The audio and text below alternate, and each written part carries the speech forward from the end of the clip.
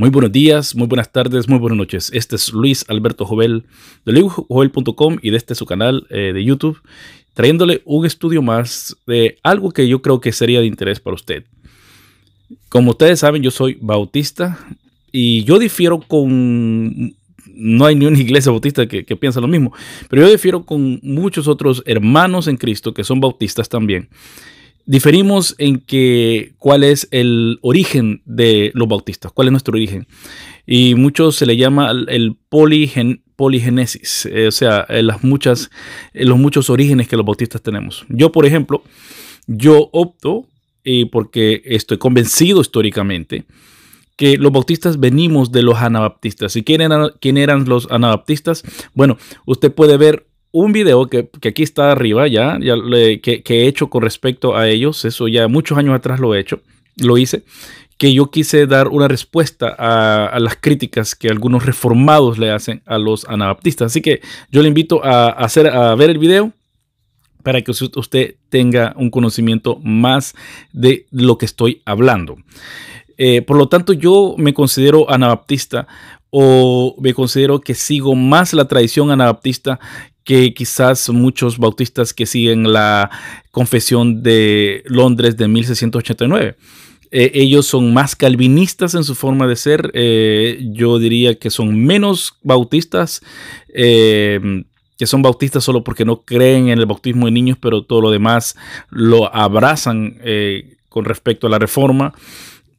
A la reforma magisterial, que si usted ve si usted ve el link que acabo de ver, que acabo de mencionar, usted va a ver cómo es que la gran diferencia entre los magisteriales y nosotros los bautistas. Los bautistas siempre hemos sido disentores. Los bautistas siempre se nos consideró durante la reforma como personas, como un grupo disidente.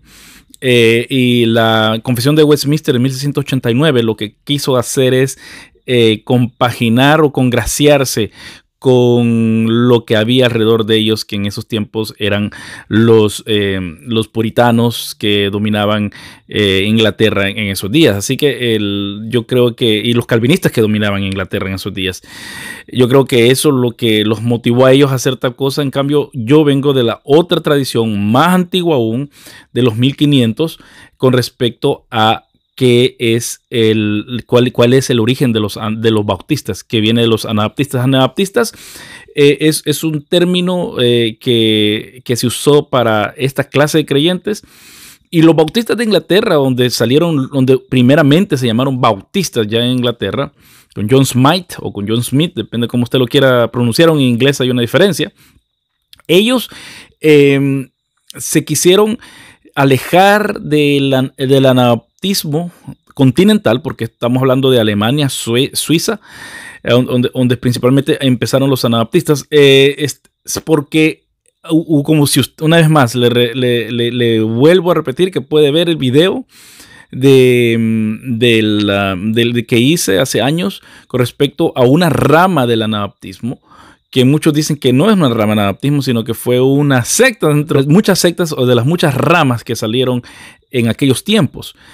Y bueno, sí tenían también muchos rasgos anabaptistas, y comenzaron con muchos rasgos anabaptistas y terminaron mal. Y usted puede ver ese video y puede ver cómo terminaron también. Así que ese video es bien importante para verlo, yo creo, porque ahí hablo de todas las corrientes anabaptistas que existieron en el siglo XVI. Pero los anabaptistas originales, los de la primera generación, los que en realidad querían vivir bajo el ideal anabautista, ellos murieron en las primeras décadas en la primera década de la Reforma. Y no murieron solamente en manos de los romanos, de los católicos romanos, sino que en su mayoría murieron en manos de los reformados magisteriales. Y la diferencia, lo voy a decir ahorita, la diferencia entre reformado magisterial y reformado radical es que el magisterial dependía totalmente que su reforma trabajara ayudado o patrocinado por el magisterio, por el gobierno, mientras que la reforma radical yo incluido, y hasta el día de hoy, rechazamos todo eso nosotros. Nosotros creemos que no es con espada ni con ejército, más con el Santo Espíritu. Así que esa es la diferencia. Y todos dirían, bueno, pero usted tiene a Martín Lutero atrás. Sí, yo lo admiro, pero, pero como ser humano, fue un gran error que hizo Martín Lutero en perseguir, matar, junto con Calvino, junto con Zwinglio y muchos otros, como Capito, ahí en Estrasburgo, junto con otros que estaban en Estrasburgo, llegaron a eso. Así que eso es una introducción, ya 5 minutos, así que quiero terminar, pero lo que traigo es una página de que quería hablar, pero tenía que decir toda esta introducción porque los anabaptistas casi no se oyen dentro de los círculos evangélicos, y lo más tremendo es que lo que vamos a ver, la confesión de Schleiermacher, de que son 7 puntos anabaptistas, son los puntos que casi todas las iglesias evangélicas tienen al día de hoy. Y sin puedo decir todas las iglesias, aún las calvinistas tienen estos puntos. Ahora, así que la confesión de Schleiermacher, que es el sur de Alemania, y es un pueblo fronterizo entre Alemania y Suiza. Ellos, ahí los anabaptistas se reunieron el 24 de febrero de 1527. Y Michael Sattler, un mártir de los anabaptistas, él fue el que redactó esta confesión. Así que quisiera ir leyendo y ir comentando también acerca de esto. La confesión de 7 puntos de los anabaptistas. Durante la Reforma, líderes como Lutero, Zwinglio y Calvino firmaron acuerdos políticos que les dieron legitimidad y una medida de protección. Sin embargo, los anabaptistas, que se llamaban a sí mismos hermanos, enseñaron que la iglesia y el Estado deberían estar separados. Y esto es algo que aún los calvinistas de hoy, muchos profesan, muchos luteranos profesan, aunque hay muchos calvinistas como los covenanters o los pactantes que están en Latinoamérica aún también, que quieren volver. Y aún ellos, pero ellos, tanto los calvinistas ingleses como los pactantes escoceses, ellos querían que se fusionara la iglesia y Estado, pero a base de las armas. Eso es lo que ellos ocuparon durante el tiempo que los puritanos tomaron Inglaterra, eran calvinistas, tuvieron una guerra civil, por muchas razones, pero tomaron una guerra civil. Igualmente los escoceses cuando tomaron la Escocia por un poco de tiempo, también tomaron armas, hicieron asesinatos, etcétera, etcétera. En cambio, en el continente también los magisteriales hicieron lo mismo, pero los anabaptistas fueron los primeros que dijeron que eso no era conforme a la fe cristiana. Sigo.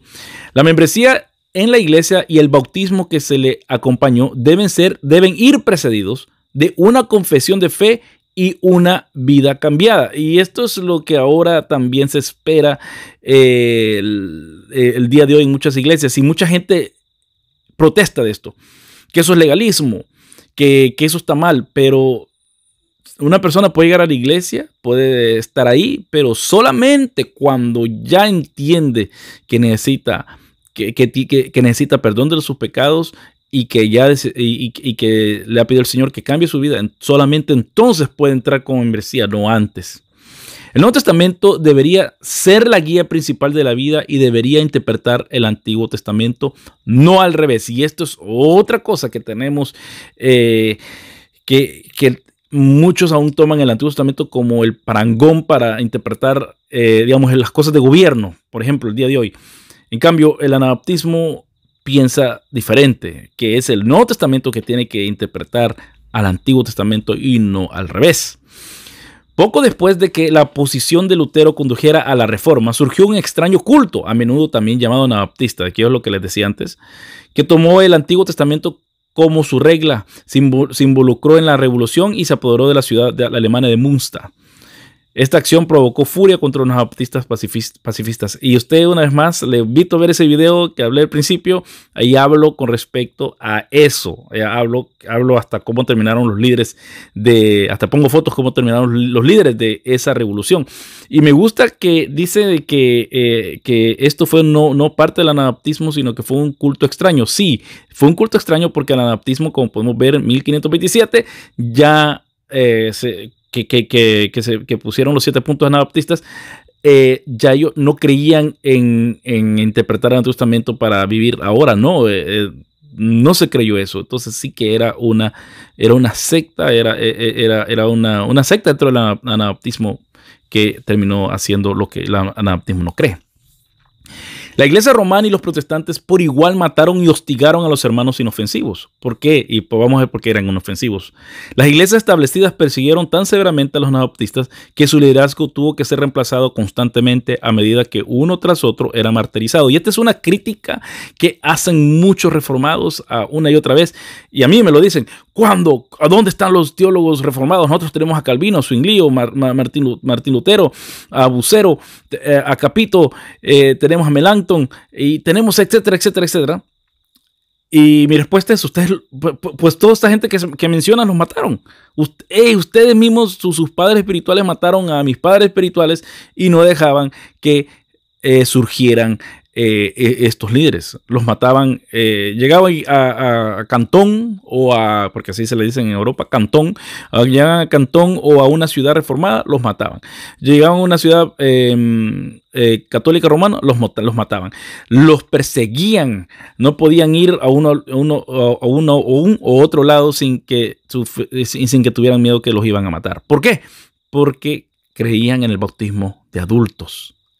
Ahora el bautismo no es importante. Ahora mucha gente lo ve como algo secundario. El bautista no puede decir eso. El bautista que diga que con respecto al bautismo de infantes y adultos, que es algo secundario, no ha entendido su fe, no ha entendido lo que es el bautista y tampoco, en mi punto de vista, no ha entendido el Nuevo Testamento. Pero bueno. En 1527, los hermanos suizos se reunieron bajo el liderazgo de Miguel Sattler. Él redactó una confesión de fe ahora conocida como la Confesión de Schleichheim.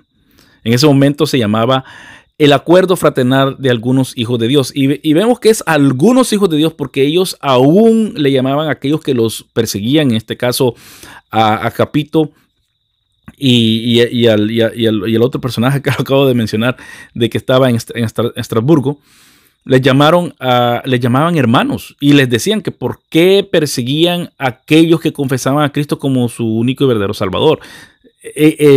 Sattler les escribió una carta a él a estos personajes en Estrasburgo para pedirles que dejaran salir libres que tenían en la cárcel a dos anabaptistas, a líderes anabaptistas, y les decía que los dejaran salir, que por qué los ponían si ellos confesaban en el mismo Jesús. Entonces esto era un problema. Pero ellos no solamente se consideraban solamente ellos como cristianos, sino que sabían que los otros eran cristianos, solo que no entendían por qué un cristiano que confesaba a Jesús, que creía en la justificación por fe, etcétera, etcétera, era perseguido por su fe, por aquellos que también creían lo mismo. Bueno, los hermanos lo aceptaron sin un voto disidente en este día 24 de febrero de 1527. Esta semana, mejor dicho, vamos a estar celebrando esta confesión, y usted va a poder ver un link de la confesión aquí abajo en las notas. Voy a poner un link a mi cuenta de Google donde usted puede bajar los 7 puntos. Usted no va a ver que ellos están diciendo el versículo, texto, etcétera, etcétera, etcétera. ¿Por qué? Porque ellos solamente están hablando, Sattler solamente está citando textos, está hablando los textos, no los está citando como 1 Samuel capítulo 2 versículo 7. No está hablando, simplemente los está narrando también. Ahí lo va a poder ver usted. Unos meses más tarde también Sattler fue martirizado. Sattler prácticamente lo agarraron después de esta reunión en Schleichheim. Lo agarraron a él y a su esposa. Y a él le cortaron la lengua y lo torturaron antes de quemarlo. Y a la esposa al día siguiente, o al día siguiente o a la semana siguiente. No me acuerdo. Hay personas que dicen al día siguiente, otras personas dicen que a la semana siguiente. Pero la cosa es esta, que la la ahogaron también, le dieron el tercer bautismo, como se le decía a las personas como usted y yo, que ahora creemos que el bautismo es solamente para adultos, se le daba el tercer bautismo. Yo fui bautizado de niño como católico romano por la razón de que si no me bautizaban, yo no podía ir a la escuela, yo no podía hacer esto y lo otro en El Salvador, y hay muchas partes en México que sigue lo mismo. Pero cuando yo tenía 13 años, yo entendí el evangelio o acepté que tenía que ser bautizado y me bauticé y pasé por las aguas del bautismo como una persona confesando mi pecado y confesando que Jesús era el Señor. Entonces esto era súper importante para ellos. La confesión consistía de 7 puntos. El primero declaró que el bautismo debería darse solo a aquellos que habían aprendido el arrepentimiento y la enmienda de la vida y que realmente creían que sus pecados fueron quitados por Cristo. Entonces, esto es lo que ahora no hay iglesia protestante que yo conozca, más que todo de habla hispana, que no haga énfasis en esto, que la persona tiene que aceptar al Señor Jesús como su único y verdadero Salvador. Mucha gente objeta a esto. Objeta de lo que dice Romanos 10, 8, 10, 8 de Romanos capítulo 10, versículo 8 y 10. Entonces dice que si confesares con tu boca que Jesús es el Señor y creyeres en tu corazón que Dios lo levantó entre los muertos, serás salvo. Y mucha gente dice, no, esto es una cosa del martirio, que antes de morir. Solo Jewett, se apellida este comentarista, solo él dice eso, de ahí todos los comentaristas dicen otra cosa. Así que esto es una confesión, como dijo Jesús, y que si me confesara ante los hombres, yo te confesaré delante de mi Padre y de sus ángeles. Entonces, esto es esencial, y que tenga una vida cambiada, que en realidad se dé cuenta de que necesita Jesús. Ese es el primer. Y le dice de que, y Sattler en la confesión dice de que el bautismo de niños es una abominación, la abominación más grande de la iglesia romana. Así que recordemos que los reformados como Calvino, Zwinglio y la iglesia católica y Lutero, ellos todos bautizan niños. Así que ahí hay una quiebre tremendo. Hasta ya le pegué aquí. Hay un quiebre tremendo de eso. El segundo punto instituyó la excomunicación. Si un miembro persiste en el pecado después de 2 advertencias privadas, la congregación excluirá y rechazará a esa persona. Y recordemos lo que dice en Timoteo, dice que aquel que peca, amonestarlo una y segunda vez, y una tercera vez ya expulsarlo. Entonces, ¿por qué es que ellos decían esto? Porque cuando había disensión teológica dentro de los magisteriales, que repito, son Lutero, Calvino, Zwinglio y todos los que los siguieron a ellos, la pena de disensión no era excomunicación o expulsión de la congregación, sino que era usualmente muerte. Entonces, vamos a ver después de esto por qué es que entonces personas como yo abrazamos el pacifismo. Por eso, porque no vemos que en el Nuevo Testamento aquellos que disienten con nosotros, no vemos que tenemos que destruirlos o despojarles sus casas, sus tierras. Y aquí está otro video que usted aquí lo voy a poner. Si usted quiere ver ese video, qué es lo que pasaba en la Ginebra de Calvino. ¿Qué es lo que pasaba si usted disentía con él? Todo esto los anabaptistas se oponían. Y Calvino, en su teología, si ustedes la han leído, uno de sus enemigos en los institutos son los anabaptistas. Y lo tremendo es que Calvino se casó con una señora viuda de un anabaptista. Entonces, que si usted no ha oído de esto es porque su pastor o su líder nunca le ha importado esto, pero sí, el anabatismo era algo bien serio para ellos, tan serio que requerían matarlos. Así que también recordemos que dice Jesús que hay que amonestar al hermano, si uno, si no hay que traer los ancianos, si no hoy hay que hacerlo delante de la congregación, y si no hay que tenerlo como publicano y pecador. Así que se trata de contrarrestar la práctica dentro del protestantismo magisterial de que aquellos que son disidentes teológicos se tienen que asesinar, quemar, ahogar, desterrar, etcétera, etcétera. En el Nuevo Testamento no vemos tal cosa, y si la iglesia lo impuso, porque lo impuso ya después del siglo IV, entonces no es bíblico, entonces no tenemos los cristianos que seguir esas cosas.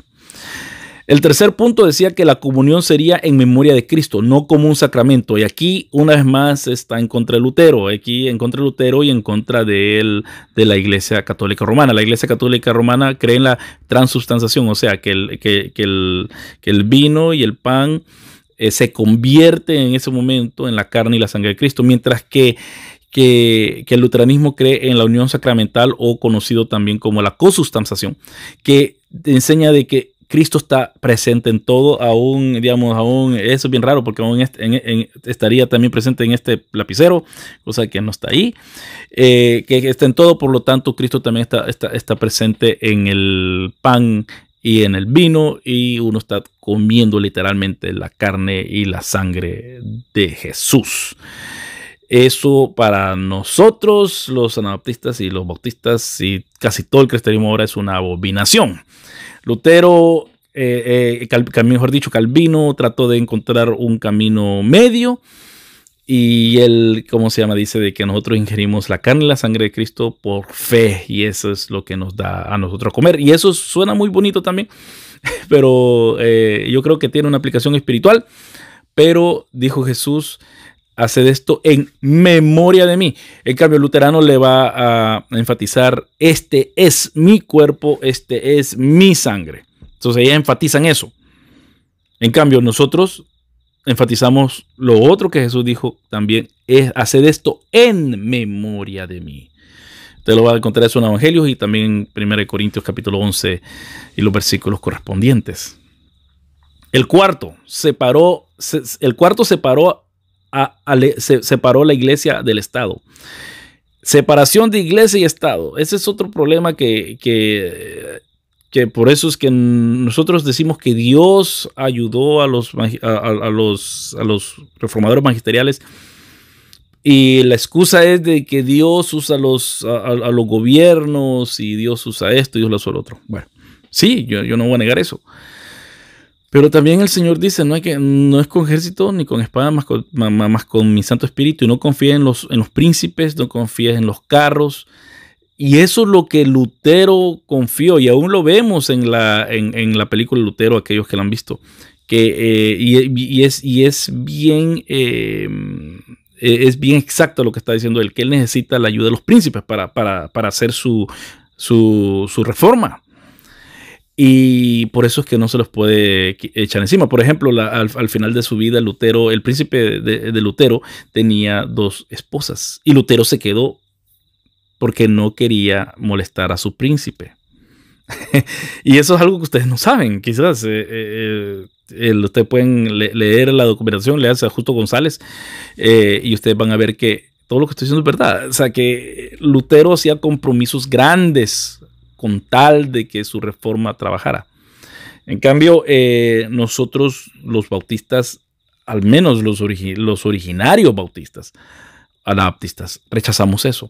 Ahora en Estados Unidos existe ese movimiento de querer unir el Estado y la política. Lo vemos con Donald Trump, por ejemplo, que él habla mucho de la Biblia, y aún queriendo pasar leyes que no necesariamente ayudan a todo el cristianismo, pero al cristianismo de cual él agarra los votos. Y esto ya lo vimos dentro del cristianismo. Recordemos que también, por ejemplo, Constantino, sabemos que murió, y antes de morir fue bautizado, porque no se quería bautizar toda su vida, porque él tenía que pecar mucho, así que no se quería bautizar. Y cuando se bautizó por medio de un obispo arriano. No fue ni trinitario. O sea que ese era el compromiso que ya lo vimos una vez, y puede ser que sea de nuevo dentro del cristianismo norteamericano, más que todo gringo. Así que la separación de iglesia y Estado es total, no es conveniente. Nos separamos cuando no nos conviene estar juntos, cuando ustedes están en contra de nosotros, pero si estamos con que tenemos fines iguales, ahí sí nos unimos. No, la separación tiene que ser total. Número 5, el quinto dio a las congregaciones la selección de sus propios pastores. Y esto es una respuesta a lo que estaba pasando en su entorno. En el caso de Lutero, aún retuvieron los obispos, y por lo tanto los obispos eran los que administran, hasta la iglesia luterana, administran quién va a ir a cuál congregación. Dentro del calvinismo, dentro de esa rama de la iglesia protestante, el consistorio decidía qué pastor iba a dónde. Entonces, la respuesta a todo esto es de que cada congregación tiene la potestad de decir quién puede llegar a predicarnos, quién puede ser el pastor, y esto los bautistas lo retenemos hasta el día de hoy. Por eso que hay problemas con los bautistas del sur. Por ejemplo, esta semana echaron a un pastor, echaron a una congregación, excomunicaron a una congregación que le dio trabajo a un pastor que abusó, o no abusó, sino que estuvo queriendo abusar de 2 niñas. Y por lo tanto fue puesto en la lista de pedófilos. Y esta iglesia le dio trabajo como pastor porque dijo que el Señor tiene misericordia, Dios lo puede cambiar. Y la Convención Bautista del Sur no pudo hacer nada para impedir eso, pero lo que sí hizo es expulsar esta congregación de la Convención Bautista del Sur. Entonces, esto es un principio anabaptista que los bautistas tenemos muy presente. Todos estos principios los tenemos los bautistas también. Para seguir, el punto 6º y 7º se derivan de la enseñanza y el ejemplo de Cristo. Estas eran una prohibición de tomar las armas y un repudio a los juramentos. O sea que aquí es donde yo recibo muchas críticas de parte de personas que han sido muy cercanas a mí. Porque yo soy pacifista, yo no creo en tomar las armas. Me cuesta ser pacifista, pero tengo que ser pacifista porque Jesús me enseñó así. Y si ustedes leen la Confesión de Schleierheim, ahí van a entender por qué es que yo tomo esa posición. Y con respecto a los juramentos, las armas, dice así, las armas, estoy citando ahora ya la confesión, las armas en su conflicto y guerra son carnales y solo contra la carne, pero las armas de los cristianos son espirituales contra la fortificación del diablo. Los mundanos están armados con acero y hierro, pero los cristianos están armados con la armadura de Dios, con verdad, justicia, paz, fe, salvación y la palabra de Dios. Y Cristo, que enseña la perfección de la ley, prohíbe todo jurar a sus seguidores, ya sea verdadero o falso, ni por el cielo, ni por la tierra, ni por Jerusalén, ni por vuestra cabeza, que ¿se acuerdan lo que dice? Que vuestro sí sea sí y vuestro no sea no, porque en uno de los evangelios dice, porque lo que viene después, lo demás, es del diablo o del maligno. Así que quiero mencionar esto, que estos 7 puntos no son puntos doctrinales como la Confesión de Londres 1689, o la Confesión de Westminster, o los cánones de Dort, no, o los tres signos de unidad, no. Estos 7 puntos son una iglesia perseguida por tanto protestantes como católicos romanos, que asumen de que los que van a leer estas cosas son seguidores de Cristo, o sea, que ya conocen los mandatos del Señor. Y asumen, por lo tanto, de que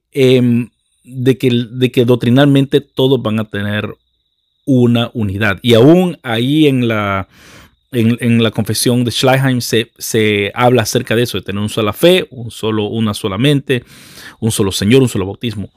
Entonces, no vio la necesidad Sattler de estar delineando puntos doctrinales, y tampoco no tenían tiempo, se reunieron solo un fin de semana y a escondidos, porque en todo el imperio romano, santo romano, porque ya era santo, Holy Roman Empire, santo imperio romano, eran perseguidos por todas esas tierras, como he dicho también por los en las tierras protestantes. Entonces ellos se reunieron en Cheltenham a escondidas y alguien los dilató, y ahí fue cuando arrestaron a Sattler y a muchos, incluyendo su esposa.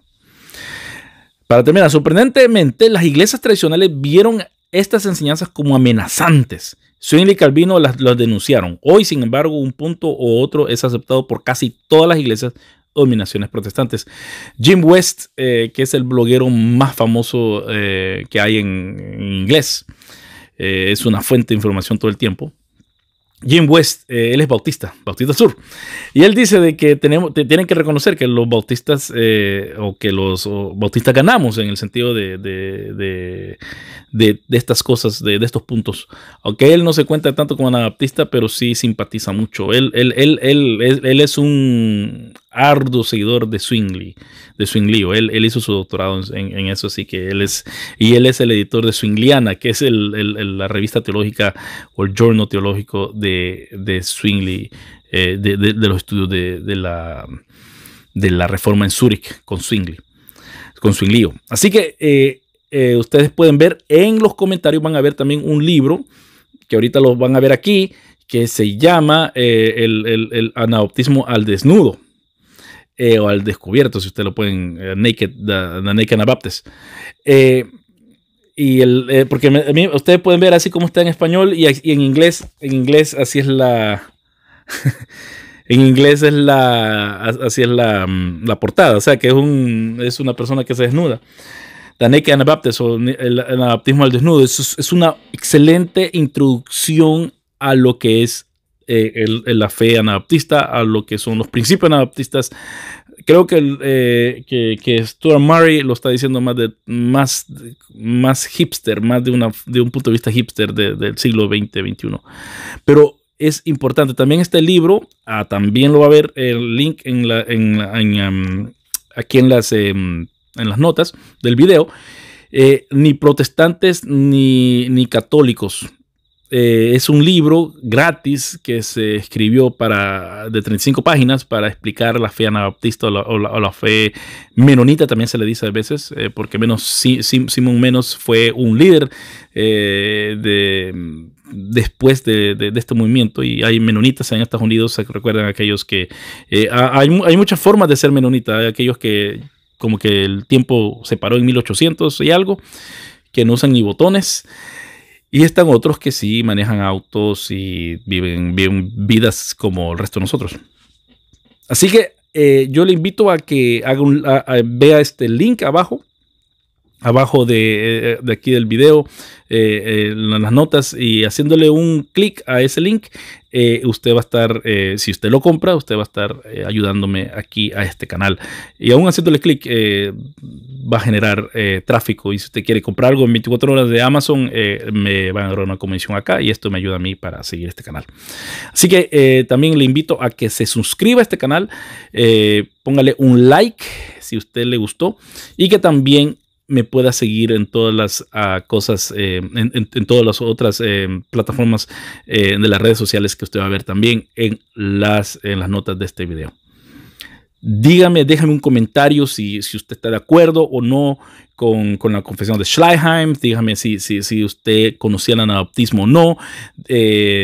Prontamente voy a estar poniendo una película completa de los anabaptistas aquí en este canal. Yo creo que en estos 2-3 días que vienen voy a subir esa película, y espero también que usted pueda darme puede dejarme ahí su comentario con respecto a estos cristianos, que yo creo que fueron los cristianos más apegados a la Biblia dentro de la Reforma, y por eso es que yo me considero mis padres espirituales, los anabaptistas. Yo respeto como pueden ver, yo respeto a los magisteriales, los admiro en muchas otras cosas, pero en realidad yo creo que Sattler se va a ir a la pared. Creo que si encuentro una buena foto, porque solo hay una pintura de él donde sale todo feo. Pero si Sattler, si consigo algo que me guste, lo voy a poner en la pared también. Yo creo que él es, oyendo y viendo su historia, me inspira. También hay un libro de William Stepp, la historia de los anabaptistas. se llama en inglés, Story of the Anabaptists. En inglés está en la tercera edición. Yo sé que existe en español. Usted también va a ver el link aquí abajo. Si usted lo puede, se puede hacer de él también. Yo le recomiendo. Ese libro es más largo, es más pesado para leer que el de Murray o ni católicos ni protestantes, pero es una buena historia para usted poder ser introducido a eso. Así que hay bastantes cosas que leer acerca de los anabaptistas. Como dije, Justo González le da todo un capítulo a los anabaptistas en su etapa de la Reforma, en su libro de la historia de la Iglesia. Así que yo le invito a leer también ese. Va a haber también un link abajo del libro de González para que usted lo pueda comprar si usted quiere. Yo le recomiendo que compre libros porque tanto me va a apoyar a mí como va a apoyar también al escritor para que así estos libros se puedan hacer más y más. Así que tenemos muchos recursos que leer, muchas cosas que hablar. Así que le invito una vez más que me deje un like, que deje un comentario en este video y que se haga miembro de este canal para que así no se pierda las cosas que aquí yo publico. Que Dios le bendiga y hasta la próxima.